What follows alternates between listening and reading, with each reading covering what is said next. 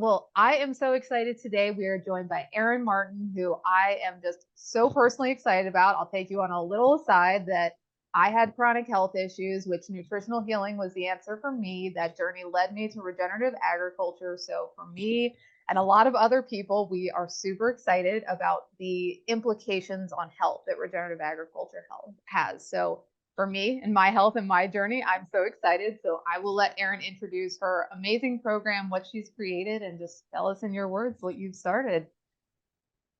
Wow. Well, how long do you have? It's been quite a journey, and my lens into regenerative ag came from working in long-term care and seeing the very end of the spectrum of life and the impacts of health and food on someone's longevity.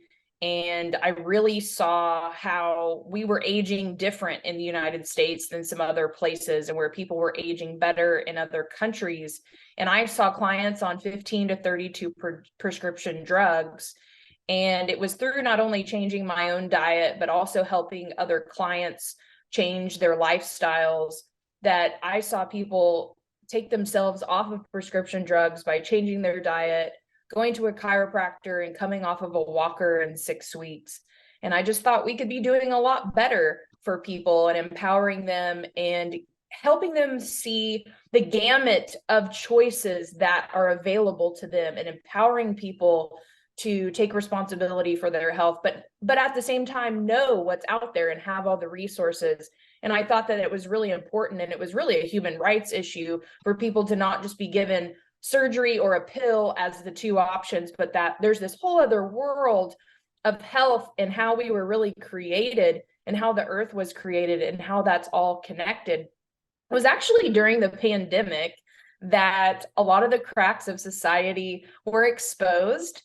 Some really major things like food security and food sovereignty, and not having access to that local food. And I was really volunteering a lot because I had a lot of free time. I couldn't go into long-term care facilities at that time or speak publicly and gather with a lot of people. So I started volunteering at food distributions, and I just really saw the quality of food. And right after my master's program in gerontology, I went through a soil advocacy program with Kiss the Ground. And so I had this really deep understanding about how soil health impacts the nutrient density of food and how that impacts someone's health outcomes and their quality of life. And I thought, these food distributions are great to fill bellies, but what are we really doing? And if these people already have chronic conditions, are we exacerbating them? Are we only extending life but not improving the quality of life? And what real service is that doing to people and to the larger community? There was a great longevity difference between North and South Tulsa, where I live, about 11 years longevity of someone living in North versus South Tulsa. One of the reasons is that North Tulsa is a considerable food desert and also has the highest mortality of diabetes. There's lots of McDonald's and Burger Kings available and not a lot of local produce. But even deeper in the local food system, even produce that's available in grocery stores, I had learned were very depleted of nutrients. And so I was approached by a doctor in North Tulsa who saw that his patients with diabetes were compliant in their medications. They were compliant in their doctor's visits, but they weren't getting better. They were getting worse. And the A1C is a measure of your blood glucose. It's a way they measure every 3 months the level of your diabetes. And the scale is fairly short. It's not 0 to 100. It's really like from about a 5, which you don't have diabetes, all the way to a 14 and a 15. And if you're above an 8, you're an uncontrolled diabetic, which means you're at this incredible risk for having stroke, kidney failure, amputation, and death. And so we really wanted to create a produce prescription program where the doctor could prescribe food. And so we started that program in July of 2021. We now have over 22 clinics that we work with patients with type 2 diabetes, and we have had incredible results with that program. Well, that's amazing, right? So we see catastrophic issues and then we see beautiful, simple solutions. Do you want to give me kind of the high level, amazing like impact statements, or tell me a little bit about how you're measuring success in that. We measure health outcomes. We measure health metrics every 3 months. We measure 3 health metrics currently. We measure their A1C level, their weight, and their blood pressure. And then we do surveys pre and post program, and then some throughout, really to ask some deeper questions about food security, about mental health, depression, anxiety, these kinds of things. We also talk about pain in the body. We talk about socialization and just general quality of life questions. So we're measuring quite a bit of things, but some of the major things we saw from the initial pilot study was we had 52 people in the program. 40 out of 52 graduated after 12 months. So they get free food every 2 weeks for an entire 12-month period, plus cooking and nutrition classes. And then we measure those health metrics every 3 months. But after 12 months, we still had 40 people in the program out of 52. 30 out of those 40 had a decrease in their A1C level. Our goal was to reduce their A1C level from 1 to 2% within 12 months, because that's what's been done in other programs. And our average reduction across those 30 people was 2.2%. Our largest reduction was from a 14 to a 6.9 in 6 months, which is really the difference between life and death for someone. And then our cohort lost about 296 pounds, and our largest weight loss was 57 pounds. So someone lost 57 pounds in 12 months.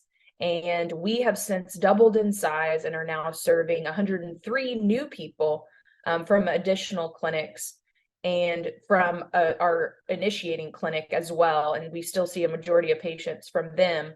And it has just been an incredible journey, but also the impacts on local agriculture. Since we source ethically and regeneratively, we have also not only produced these health outcomes and these health metrics and cost savings for our state Medicaid program, we have also stimulated local agriculture. So we've helped local small-scale underserved farmers increase production and also increase the diversity of crops available, not only for our program, but for the wider community. And so it's this ripple effect that I just love about the program, because I feel like I'm not just taking one issue and just focusing on one issue, because there's just so many challenges and opportunities in the world. But I feel like with this, I'm at least being able to attack multiple things that have this giant ripple effect on individuals, on families, on communities, and the wider local food system and longevity of people in my local community. And that's actually how we found you, as one of those farmers was talking about what an impact like having access to a program that was a guaranteed source where people were truly benefiting, like it meant so much to them. It was great for the longevity of their farm. So that's actually how we first heard about your amazing program. So tell me a little bit more like high tangibility. What regenerative foods would be coming in those? Are they seasonal? What are the exact products? Is there a meat incorporation? What are people getting when they go through that program? So produce prescriptions are really focused on increasing consumption of fruits and vegetables. So our program is just trying to get people to increase eating more vegetables and some fruit. With diabetics, it's going to be more vegetables. So that's basically all the program is providing. We do supplement with some legumes, beans and rice, and some nuts occasionally.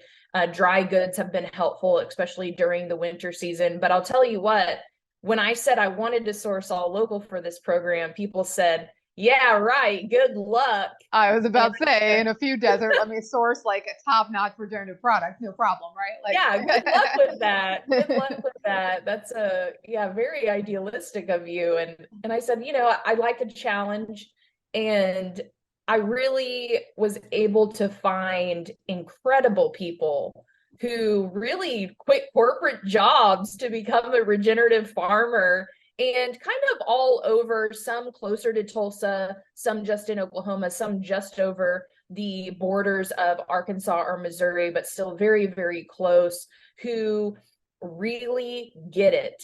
And it's a deep, deep passion of theirs. And so we absolutely have seasonal food, but our farmers have abilities and are continually learning how to extend seasons. And if someone in Maine and I'm forgetting his name now, but there's someone in Maine who extends seasons 2 to 3 seasons at a time and grows year round. If they can do it in Maine, we can certainly do it in Oklahoma.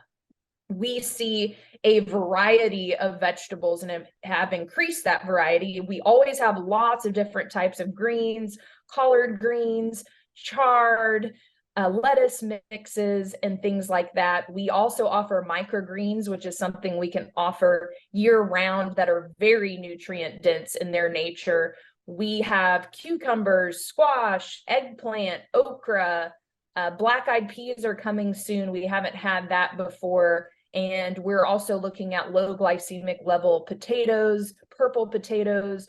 We're always looking at culturally appropriate things we can bring in, and also native things that we can bring in, like really hoping somebody will start growing some of the glass gem corn that really is like 18 to 20% protein, and also the Three Sisters and things like that. We are a tribal area in Oklahoma and have a lot of those resources. So continuing to try to tap in to more indigenous growers and getting people to really connect historically and culturally to the food and to the farmers growing them. So we have been really excited and really fortunate to provide a vast diversity. We kind of curate an offering every 2 weeks, and we always make sure that there's a diversity of things available. So oftentimes they will get anywhere from 12 to 15 different items at a time. And it's an incredible teaching tool. We also give corresponding recipes to some of those items, especially if they're new, like we have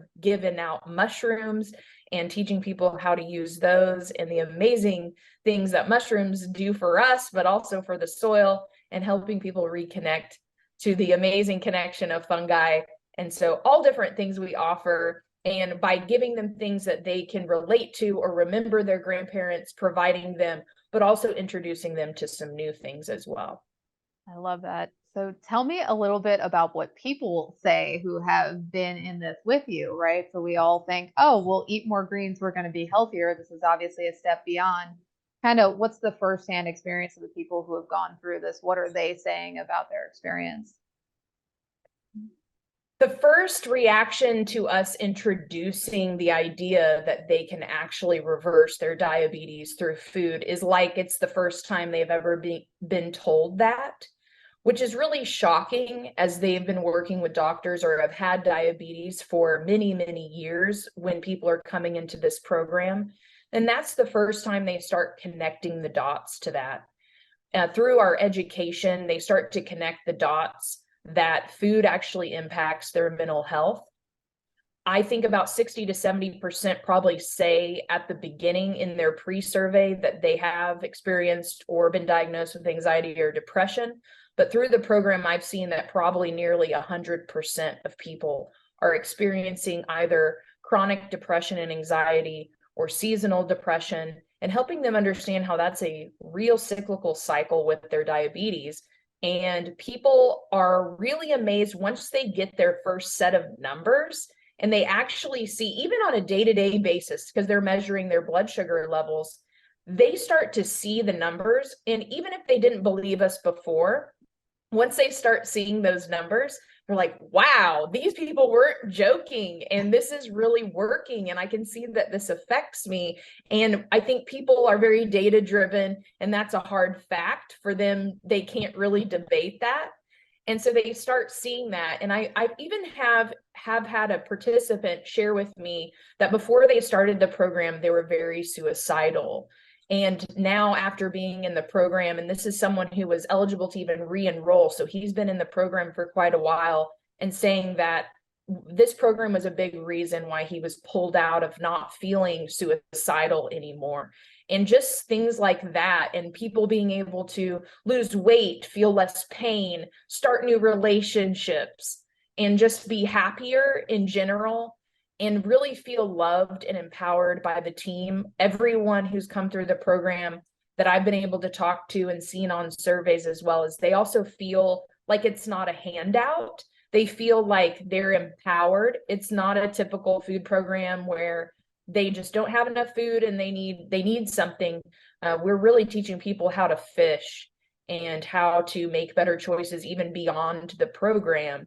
And they feel like we love on them, we provide them support, and we provide them also real hard tools and things, tangible things that they can improve upon. So just a beautiful experience. And then watching the participants connect to the farmers. When we have a graduation ceremony, we have the farmers give testimonies and the participants, and there's something there that just clicks and like these light bulbs go off that really creates community around this. And that's something that other food programs that outsource food, that don't really look at quality or look at the human beings growing this type of food, that's something that doesn't happen. And so having the participants see that and recognize that, and even the farmers feel like that their food, their hard work is going to somebody who's improving, and these numbers and these outcomes are happening, is just a really special deal.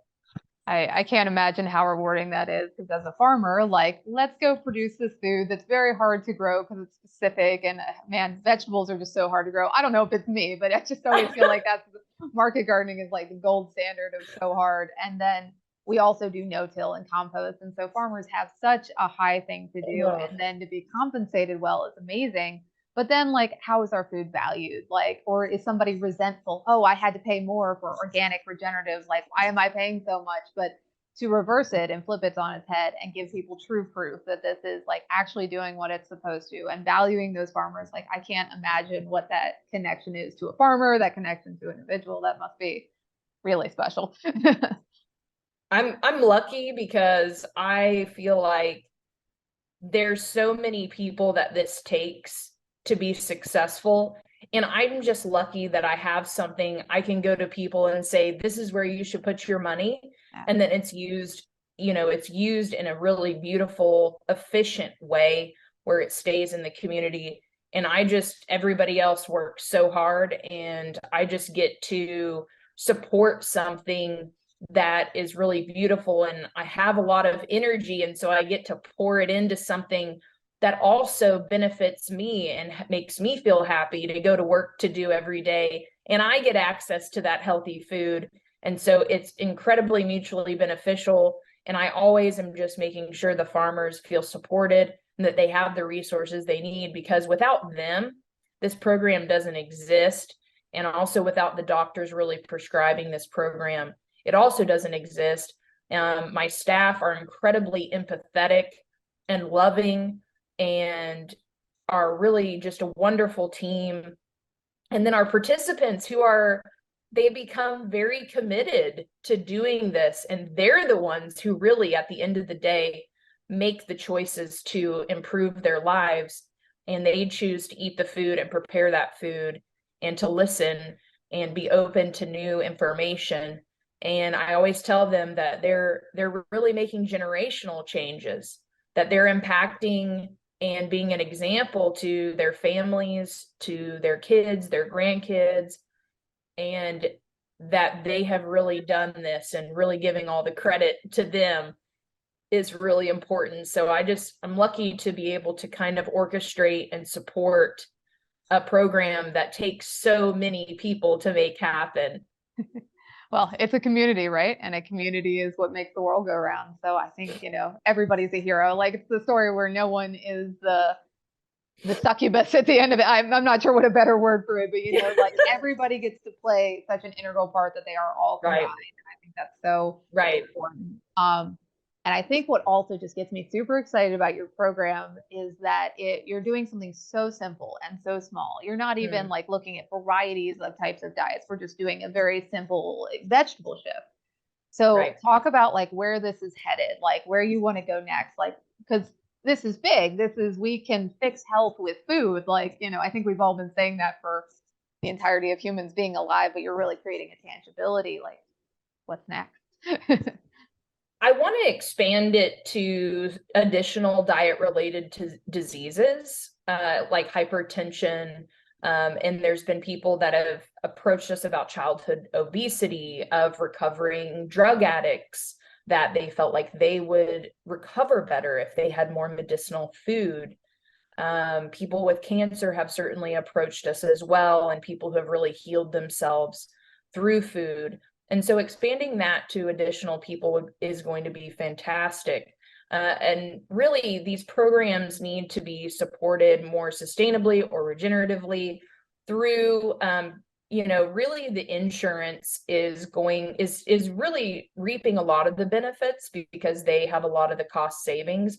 And as our healthcare system is switching from a more fee-for-service model to a more value-based and outcome-based model, these types of programs are going to be sought after a lot more. It's kind of at this tipping point now. And so there's some states that have already passed waiver programs at the state level for their state Medicaid to pay for these programs. And I foresee in the next 5 to 10 years, several more states adopting this. And I know there's several groups. The produce prescription programs are mostly funded through the Farm Bill, which is being renegotiated now, as well as the regenerative agriculture movement also at the same time negotiating for better soil health practices. So there's that great synergy happening at both ends on the Farm Bill. And then there's a Food as Medicine coalition nationally that works a lot with medically tailored meals that are actually already being funded through health insurance for people just getting out of the hospital who can't cook and prepare meals. So that's, and our program's a little bit more preventative on that side, but they have already proven that this prevents hospitalizations or readmissions, and hospitals get fined for that type of thing now. And so they're working on CMS, on Centers for Medicare and Medicaid at the federal level, to try to get some of these programs and get some headway on the insurance refunding and reimbursing these types of programs. And so I certainly see that we're in this incredible revolution and a lot of movement and momentum going towards this. It's been a long time coming, and the earth is always going to balance itself. And so we have done some considerable abuse to our soils and ourselves. And so I think that the earth is definitely conspiring to move us forward and to select individuals that move this mission ahead. And it's not something that you just choose. It's almost like you're chosen to do this. Like you're just, you figure it out, and and you're like, oh, now I'm a part of this movement and I'm going to have to move it ahead. And I really don't have any other choice, because it's just like I'm being propelled to spread this message. And it's helping heal me at the same time. And so it's really a form of gratitude and service, and really why I feel like I'm here for. It's giving me purpose and many other people purpose.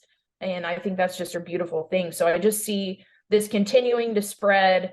And I think we're going to hope that it's not too late, and that we can really save the soils so that humans can stay on the earth, and at the same time improve health outcomes and quality of life at the same time. And at the very least, we can improve quality pretty immediately. And so we don't have to wait to do that. And so that's why I argue that our program is not really much about, we are performing types of research, but we're just implementing because we know this works. It's been proven. So let's do it. I think that's what's so beautiful about your program too, is you didn't go and say, well, I'm going to research this and I'm going to do a study group. Like, I'm going to do it, and I'm going to make a difference in people's lives now. And a lot of people would trip up on that, right? Because you have to implement, and you have to study, and you have to get approval, and you have to figure out how to fund it before you got the proof in the pudding. But, I think that's what's so fantastic about what you did, is you take on multi-discipline issues. You're in a very complicated space, but it has a synergy about it that clearly works, like on all different levels. Like, everybody gets to be the hero and everybody gets to benefit. So I think that's what's so really special about what you created. So for other people who feel that like deep passion that we clearly feel, and I totally get, how would you recommend that other people who are so driven, either a farmer or somebody else who wants to participate, how could they start making impact in their community today? Or what's something that they could really get started on? That's a really great question, and it's a very complicated question, but There are 116 produce prescription programs going on. They all vary on how they source. Some of them source local, some of them don't, but it doesn't mean that they can't be influenced and choose better. And so there is a website that I can share with you that gives you kind of a map of what states have produce prescription programs. I was just recently published in the Acres magazine, and I talk a little bit about that as well, about how you can actually go onto that map and see who the contact people are in the organization running those programs. And you might just introduce yourself as a farmer and help them understand why the ways in which you farm create more nutrient dense food. It might be good to have some type of study, and although there's not many now, I'm hoping more will come very quickly that shows the benefits and the health benefits. And especially those produce prescription programs, they do have some basis of needing to survey and measure certain things. And so I think just trying to connect with even your local food bank, or any other type of food programs in your local community, it's really good for you to just get connected and help them understand. I think a lot of people already understand that buying local is really important, and then helping them also understand what your processes are and how that makes a really big difference in even the taste of the food and maybe the compliance of their participants. They might be more compliant if the food tastes better and it's healthier for them. And so really, I just think talking to people, building relationships, some things take time, and just inviting someone to coffee or showing up to volunteer for their program, that can create a relationship where then they might be more open to hearing you in their ears or from their heart. Why they may want to source from you or work with you on the food. And if you want more information and support, you can also go to my YouTube channel, which is Conscious Aging Solutions. I have multiple podcasts on there and videos and more information on what we're doing, not only at our local level, but at the state level to advocate. You all have legislators, and so having relationships with them, taking them to coffee, and just saying, hey, like, my concern is health, my concern is soil, and what can we do to improve that? Those are all ways to continue the conversations, and then just to have them with your friends and family, or be an example and source local food and serve it to people that are in your home. These are always to kind of exhibit and start these conversations so we can start doing better moving forward. Yeah, and I always want to help people that sometimes we have this just contagious energy of possibilities, right? We can fix the planet, we can fix soil, we can fix human health. And I myself might sometimes come in a little hot, a little heavy, a little too excited, and it repels people. So I try to encourage people to like come at people in a space where they might understand, like it might take more than one repetition, like some of us just get it and we're here, and that's cool. You can stay in this community and we can rage all day long about it. But for other people, sometimes it takes a little more warming up and getting there. But I think you're exactly right. Like insurance companies, hospitals are motivated, doctors are motivated to stop seeing people suffer. Like, it's a community-based effort. And I think we're definitely going to get there. So any last other resources, places people can check out? Because obviously, like, you're an abundance of information, from the personal connection to the experience to the state legislature. So where can people, any other links to connect? Yeah, consciousagingsolutions.com, also freshrxok.org. We are also on YouTube, FreshRx Oklahoma, also on Instagram and Facebook. My Instagram is Expert on Aging. So these are all places that you can find us and get more information and connect with us. And we would be more than happy to hear from you. Also, my email is Erin, ERIN, at freshrxok.org. Amazing. Well, if anybody else is as inspired as I am, Erin is, definitely like get started. And if either one of us can help you on that journey, we are delighted to help. Thank you so much, Erin. Thank you.